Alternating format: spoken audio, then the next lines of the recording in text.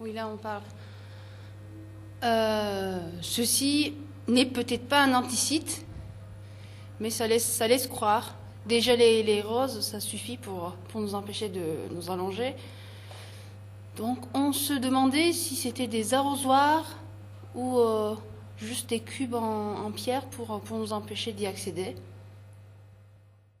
Moi je crois que ce n'est pas un anticite, parce que juste devant, il y a quand même les bancs qui sont assez larges pour s'allonger.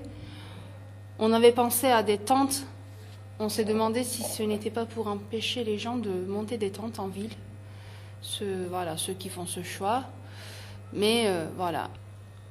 Et en fait, moi je trouve que ça ressemble à des petites tombes, et encore plus quand on pose les portraits, les portraits en bois à côté ou dessus.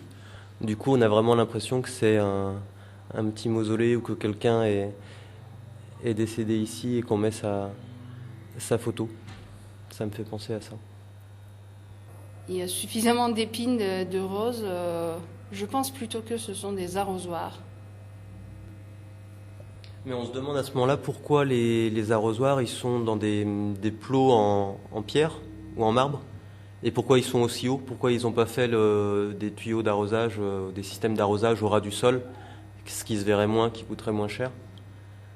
On a l'impression qu'il y a une autre fonction, qui c'est sans doute l'arrosage des roses, mais que ça sert peut-être aussi à autre chose.